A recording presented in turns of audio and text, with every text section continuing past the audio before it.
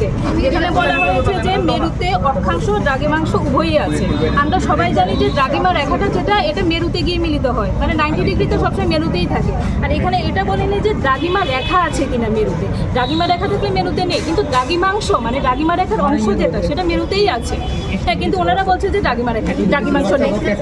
দ্রাঘিমাংশটা মিলিত তো পলি। হ্যাঁ, মিলিত তো পলেই হয়, তাহলে দ্রাঘিমার অংশটা তো পলেই আছে। এনসিআরটি প্রুফ আছে আমাদের কাছে। প্রুফও আছে। কি বলেছে আপনারা দেখা করার পর কি বলেছে?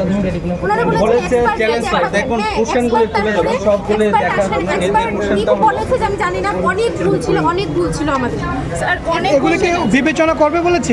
বিবেচনা করতে বলেছে। এমনকি আমরা এনসিআরটির বইয়ের পুরোপুরি প্রুফ দিয়েছি। অনেকগুলো কোশ্চেন আছে যেগুলো আমরা 3-4টে বইয়ের প্রুফ দিয়েছি। টোটাল আপনাদের কতগুলি চ্যালেঞ্জ করার আছে, কত মার্কসের? চ্যালেঞ্জ অনেক করা হয়েছে, তারপরে আমরা এখন মনে করি যে 4-5টা কোশ্চেনের মতোই আছে যেগুলো এখন মার্কস কত ছিল এগুলিতে? মার্কস কত ছিল? এক করে ছিল, যদি এক করেই থাকে। স্যার একটা কোশ্চেন আছে বাংলাতে গিন্নি, হ্যাঁ, যেটা অর্ধতৎসম হয়।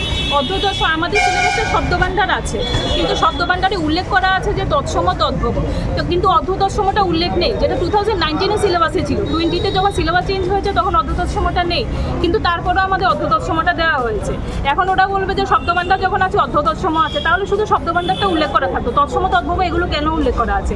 ট্যাট 1-এর সিলেবাস আছে যেখানে অর্ধতৎসম উল্লেখ করা আছে, এসটিজিটি সিলেবাস আছে যেখানে অর্ধতৎসম উল্লেখ করা আছে, কিন্তু ট্যাট 2 সিলেবাসে অর্ধতৎসম উল্লেখ করা নেই। তাহলে ওরা না কেন অর্ধতৎসম কোশ্চেনটা দিল?